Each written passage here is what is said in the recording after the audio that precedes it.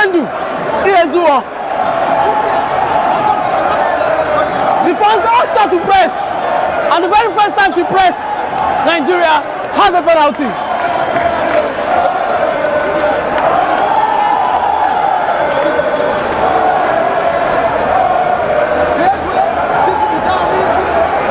Nigeria with a penalty.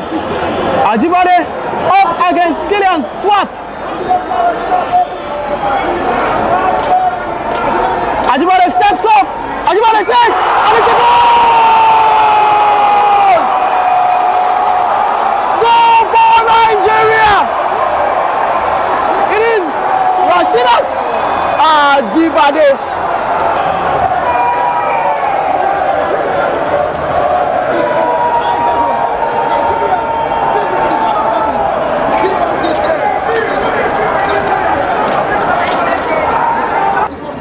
Super Falcons are also yet.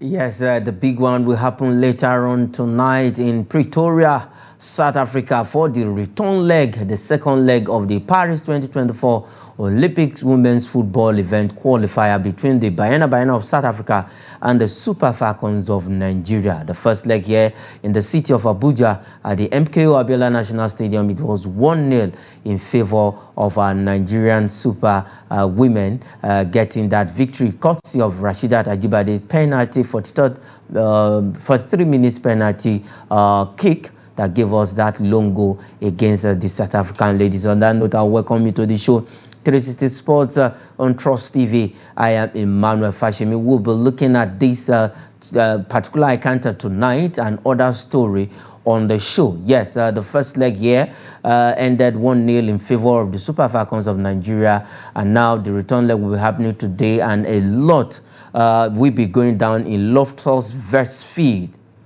in Pretoria, South Africa. The initial venue for that for the return leg was in Johannesburg, but later on, the SAFA, that is the South African Football Association, had to move it to Pretoria. Best reasons known to them for moving it from Johannesburg to Pretoria. But a good one for the Super Falcons of Nigeria. They left the shores of the country on Sunday afternoon after they had early morning training at the Moshood Abiola National Stadium before they jetted out of the country later on that afternoon on Sunday, and they touched down in Pretoria. They had their first official training 6:30 p.m. yesterday at the venue, and probably later on today before the game they'll have some workout and fitness routine before the game tonight. And every Nigerian is supporting the Super Falcons of Nigeria to get that Olympic ticket, just the way the Super Falcons and Banyana will be doing battle. The same thing, the Lionesses, the Atlas Lionesses of Morocco, will also be taking on the Zambian counterpart. The first leg 2-1 in favor of Morocco, and then they will be looking to just hold on to that result and get one of the tickets. But for the Super Falcons of Nigeria, Coach Randy Waldrum says they will not let anything deter their focus, and now he has said they will be taking their chances. The Super Falcons will be taking their chances today when they play the South African ladies. The Super Falcons must take their chances. That is Randy Waldrum, the coach of the Super Falcons, because in the first leg we actually had some good chances, but we were not able to convert them. The girls didn't convert their chances. We would have won that game by 2 to 3 goals. And he said after his post-match interview, he actually ruled those chances. He as in missed opportunities, and it was unfortunate one for the Nigerian ladies not getting a lot of goals in that game. And he has said they are not going to let any of those chances go begging today. They just have to take it. Chiwendu Ihezuo, the lady that got us the penalty, fantastic player. Her own play was good. All right, I have Abba Michael from Plateau State joining me on the show to look at the game tonight and other stories on the show. Abba Michael, welcome to 360 Sports on Trust TV. Let's go straight to South Africa, Pretoria, where Coach Randy Waldrum has said they are going to take every of their chances in this game against the Banyana ladies in Pretoria, South Africa.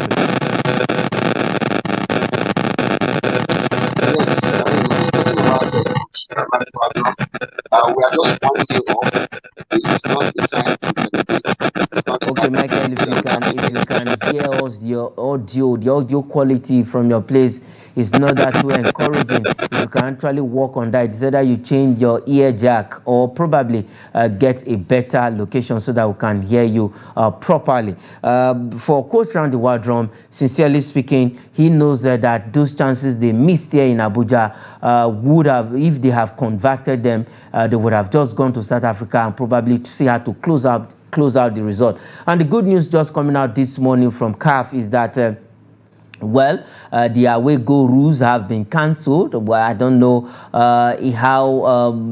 how that came about from CAF headquarters, but the unconfirmed report, though, before coming into the studio, that the away goal rules have been taken out of this particular game. But let's see how it goes, because definitely if Nigerian goes there and score a goal, you know what the away goal rule means. It's going to count, and that means one goal plus another one for. That is the way the away goal rules works. But CAF, unconfirmed report coming up this morning that CAF has actually removed that away goal rule policy in this particular game. But let's see how it goes. But for the Super Falcons of Nigeria, 1-0 in the first leg is not really encouraging. But they have the belief, Randy Waldrum believe in the team, and also Yezu and Co. Rashidat Ajibade has been talking tough also ahead of the game that yes, they want to come to South Africa and get the result. And the thing is, the record in this particular encounter is that the Super Falcons of Nigeria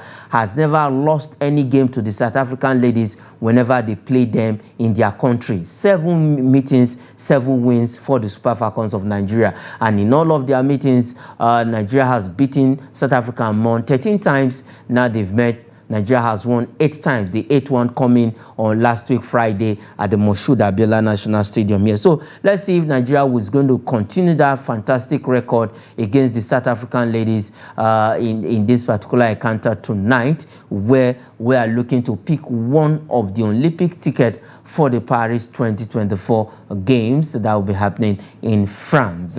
So good one. Like I said, that game will be coming up 7:30 p.m. South African time and 6:30 p.m. Nigerian time. So it's just an hour difference between the two countries. So let's see how it's going to go down in Loftus Versfield Pretoria tonight. That is where that game will be happening. And if Abba Michael Ojo is ready, he can join us on the show. All right, let's move to the next story. Still talking about, okay, Michael, welcome back to the show.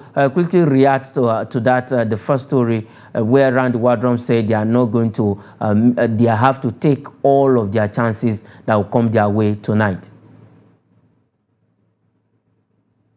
Okay, yes, the truth of the matter is we lost in the 2012 Olympics qualifiers because of the indomitable lionesses of Cameroon, and then we missed a chance to go to the London Olympics. In 2016 Rio de Janeiro, we also missed a chance because we lost 3-2 to Equatorial Guinea.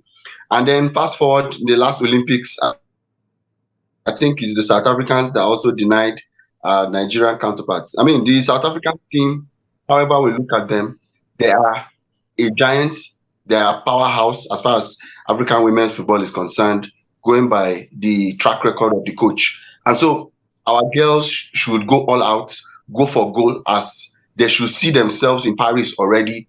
This is not a team that they should toy with. Even though we had 3 players out, I think Oshuala wasn't there, Tosin was not there, and then Ashley Plum too was not there. But they were still able to grind out a narrow victory. So they should go and ensure that they go for victory, not to go and play defense, so that we can come back. The worst we should come back with is a draw. Thank God for the away goals rule changes. Okay, thank God for the away goal rule that changes.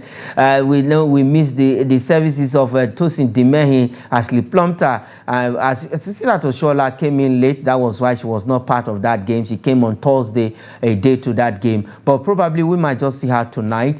If you look at our front line on that day, Chinwendu Huezo, who played up front for us, was fantastic.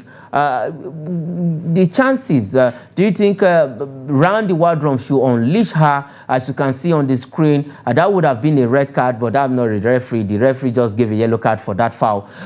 If maybe tonight we should see Asisa Toshola, Chinwendu Hilzo, and Uchenna Kanu up front. Would that kind of lineup be what you expect tonight?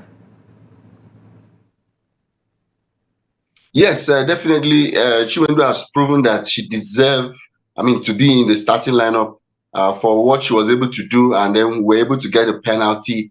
It's a player's way of announcing herself that, hey, I deserve to be given the attention that is given to the big stars of the team. So it wouldn't be a bad pairing. It's either the coach goes for maybe perhaps a 4-4-2 or maybe a 4-2-3 formation. But we need our attack to be as lethal as possible, to give us all the chances. We squandered the cost of chances in the first leg. We don't want a repeat in the second leg, because when you don't take advantage of your chances, the chances are that you will definitely concede goals. And this is their home. We have good away record, but then we shouldn't take it for granted. We have good away record. We shouldn't take it for granted. Like I said, that game will be coming up 7:30 p.m. South African time and 6:30 p.m. Nigerian time. Here you can see on the screen, fantastic save from African #1 women's goalkeeper Chiamaka Nadozie. Still talking about the Super Falcons game against the Bayana, and their captain and striker Tembe Gatlana says they are going to use the home advantage against the Super Falcons of Nigeria. And probably why they moved this game to Pretoria is for them to have a large number of crowds, South African, supporting them. Abba, quickly, do you think their home advantage will stop the Super Falcons? Because if you look at the determination of the Super Falcons, I believe this guest has been in the biggest stage, so I don't think the number of crowd in that stadium is going to intimidate them. Our girls are very experienced players, players that have traveled around the world. There's no form of hostility that they've not seen. They've seen it all when it comes to facing hostile crowds. And so this should not be an exception. And when you have a target to be at the Olympics, nothing else matters to you. No matter how roaring the crowd is, you should be able to surmount that with your game. By the time they slot in 1 or 2 goals, they will quiet that crowd. So they shouldn't allow the crowd gestures get to them. Okay, they shouldn't allow the crowd gestures get to them, and that is what the Super Falcons also are having at the back of their mind in that game tonight. All right, let's leave the Super Falcons story. We wish them well. We just pray the Super Falcons get the desire and the maximum result, pick the ticket, and go straight to the Olympics. All right, let's go come back straight home and look at the MPFL. It was one game, the last game of match day 29 in the Nigerian Premier Football League. Shooting Stars of Ibadan, leaving all the way from the south west to come straight to the north and get a victory against Kano Pillars. It was 2-1 against Kano Pillars. The ever-present and evergreen Rabi Ali put Kano Pillars ahead. In the second half of that game, Shooting Stars turned things around, and they were able to Christian Piagra scoring the winning goal for the away side, that is the Shooting Stars of Ibadan, and was a fantastic victory for Shooting Stars of Ibadan. Before you react to it, let's quickly look at the MPFL table. Let's just have the table and see what that wins means for Shooting Stars and the loss for Kano Pillars. Shooting Stars right now are on the 6th position, and Kano Pillars remains on the 8th position, have found themselves on the 8th position. Enugu Rangers still topping with 51 points, Lobby Stars 2nd, Remo Stars 3rd, Eniba 4th, Plateau United 5th, Shooting Stars have moved to the 6th position, Katsina 7th, Kano Pillars 8th, Niger Tornadoes 9th, and Bendel Insurance is on the 10th position. Michael, I think the circumstances of the Nigerian Premier Football League is a fantastic one. Over the weekend, we saw goal galore. Plateau United beating Doma 4. We had this other game 5, and then we have a 7-goal thriller between Katsina United and Enugu Rangers that ended 10 matches unbeaten run of Enugu Rangers, and now we have seen another away win from Shooting Stars of Ibadan beating Kano Pillars at the Sani Abacha Stadium in Kano. Yes, I mean, Kano Pillars, when you talk about Nigerian Premier Football League, they are one of the top dogs. I mean, four-time league winners. That is not a place you go and get a victory. So it's actually a rare feat. But then, the Nigerian Premier League, we want a situation where teams can go and win away. We see it in England, we see it in Spain, we see it in Germany. Winning away, top teams win away. But in Nigeria, I don't know how the officiating goes, that the home team 90% of the time always wins. And that's why our referees don't get any consideration when it comes to officiating any games, tournaments in the African continent. So we love to see away games. It douses the fact that we have suspect officiating. But then Rabiu Ali, who is old enough to be a father of some of the players he plays with, he's an ageless player. He gave Kano Pillars the lead, but then thanks to a stoppage time, a winner by Christian, these are the kind of surprises. We've seen lots and lots of dying minute games. I mean, in the Plateau United game, Mundi stepped up in the extra time to seal the deal for Plateau United after consecutive winless runs. So it's a good thing for the MPFL. Gradually, just like in Europe, we are keeping pace with the scheme of things. Yes, we are keeping space with the scheme of things. If you look at the NPFL this season, I think it has been fantastic. We've had more than 17 away wins, up to 20 away wins in the Nigerian Premier Football League this season alone. So, which is a good one for the 2023-2024 NPFL season. Fantastic one. And for Shooting Stars of Ibadan, good one getting that away win against the four-time winner of the Nigerian Premier Football League competition. So let's leave the Nigeria. Still talking about the NPFL. This is a story that we all have, at least is a good one. We have been clamoring for this. We want to see this. We want to see this happen in our league. And definitely, if this come to the limelight, this particular story, what we're about to tell you right now, come into limelight, then I think it's a good way to go, where business tycoon Tony Elumelu indicate interest at owning an MPFL club. Wow.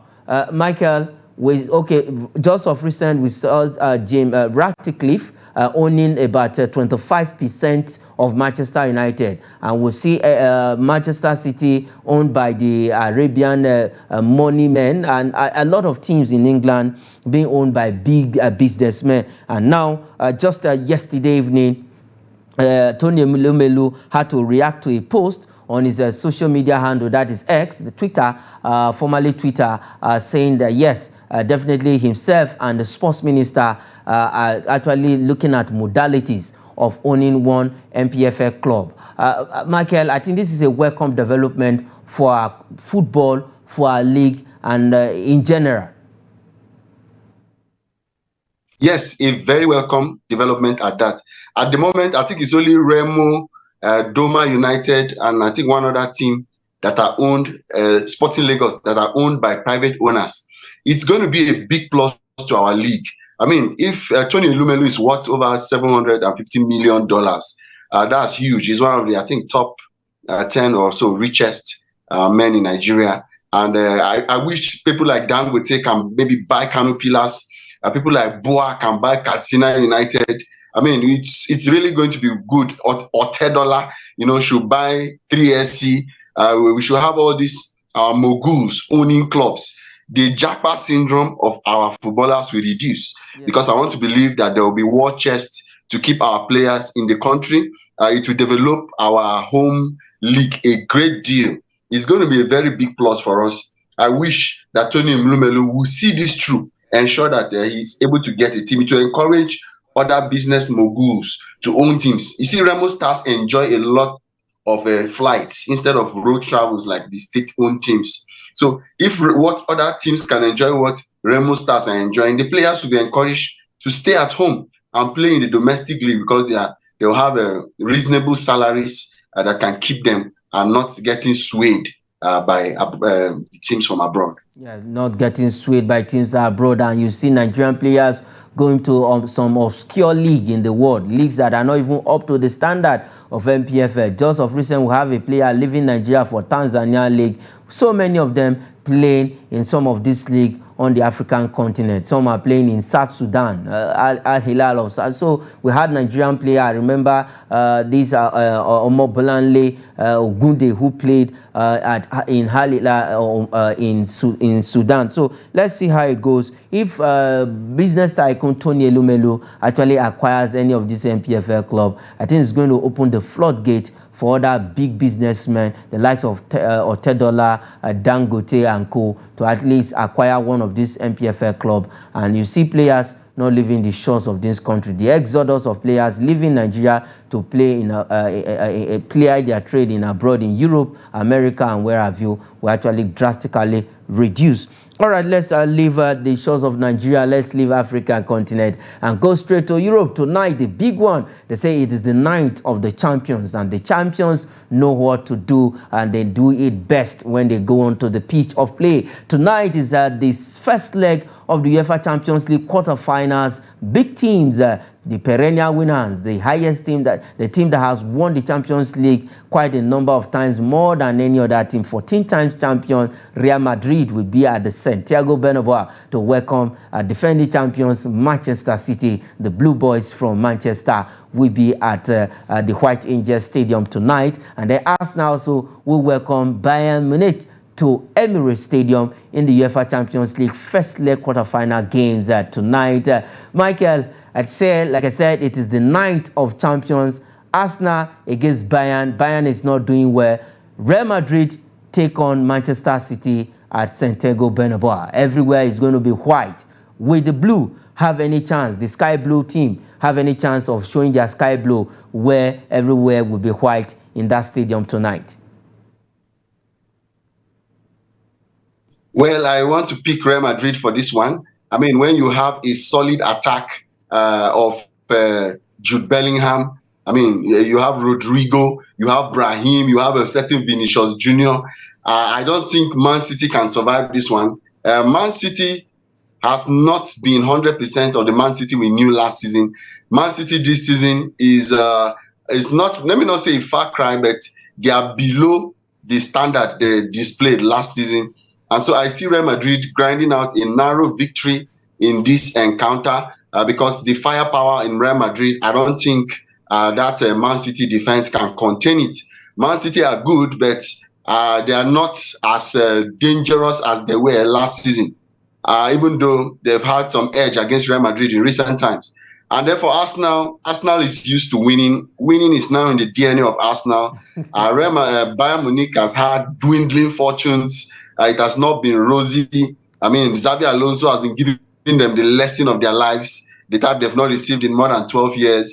And so I'm tipping Arsenal, no matter what. Nigerians will say bad as bad, to be able to grind out at least a 1-0 victory against an ailing Bayern side that is looking for how to regain her identity. So I'm tipping Arsenal, perhaps 1-0 or 2-1, and then Real Madrid, I'm tipping Real Madrid perhaps a 1-0 victory. Okay, Real Madrid, a 1-0 victory against the defending champions Manchester City. Those games will be coming up tonight in the UEFA Champions League first leg quarterfinal games at the Bernabeu. And Real Madrid has wrote to UEFA that they should allow them close the roof of that stadium so that when the noise is coming from the fans, you know, the merengues, the white angels they call them, when you go there, everywhere is white. Tonight, the white over the blues. Let's see how it goes. And at the Emirates Stadium, Arsenal will be doing battle against Bayern Munich. In the last 5 games for Bayern Munich, it has not been a good one. They've lost 3 of their last 5 games, 1 draw, and then 1 win for them. So let's see how it goes tonight for Bayern, who lost their game over the weekend. All right, let's quickly look at some transfer stories before we go on the show. Let's take this first one, where Al Ittihad, the Saudi Arabian money, is coming again for Salah. They are ready to pay £70 million for Liverpool forward Mohamed Salah. They want to see how they can lure this guy this summer away from the Anfield and go straight to where the money is right now. You know, big names are there. Cristiano Ronaldo is there. Sergio Mane is in Saudi Arabia. We have a lot of players. Neves is there. We have Malcolm, who played for Barcelona before, is there, who played against Al-Nassr yesterday in the Saudi Cup, where they beat Al-Nassr. And a lot of big names. Let's not forget the man from Real Madrid, Karim Benzema, is also in that league. All right, let's leave that story and quickly look at this one. Chelsea now are keen on Athletic Bilbao striker Nico Williams. You know, this guy, he's a Ghanaian, but he's playing for Spain. But Chelsea are looking for her to snap up this guy, Nico Williams from Atletico Bilbao. And the last one on the show, Manchester City accept West Ham United Lucas Paqueta terms. Let's see this if this guy is definitely going to join Pep Guardiola at the Etihad. All right, Michael, quickly, I think this is where we're going to leave it on the show. But react, Mohamed Salah, £70 million to leave Liverpool for Al Ittihad in Saudi Arabia League. No, I mean, Mohamed Salah is one of the greatest players of all time in Africa, from the African continent. We are proud of him. I believe he's worth it. I remember Liverpool bought him for £43 million. His stocks have risen. He has scored over 200 goals, and I think it's well deserved. He deserves that type of contract, lucrative one. He will make money that Liverpool couldn't give him because these are Saudi billionaires, and it's time to quadruple his net worth. So I'm giving him a goal. Even Liverpool are preparing for life out after Mohamed Salah. For you can see they have other solid strikers that can take his place. Nunes is there, Jota is there, and of course the magic man is also there. So I think it's a good one for Mohamed Salah. We want to see him take this big step. Okay, take this step. Before I let you go, South Africa against Nigeria. Your prediction: Super Falcons, Bayana. Yeah, I see a 1-1 draw. A 1-1 draw. All right, that is where we'll be leaving it on the show. Thanks, Michael, for joining me on the show this morning. It's a good one. Let's see what the Super Falcons will do tonight.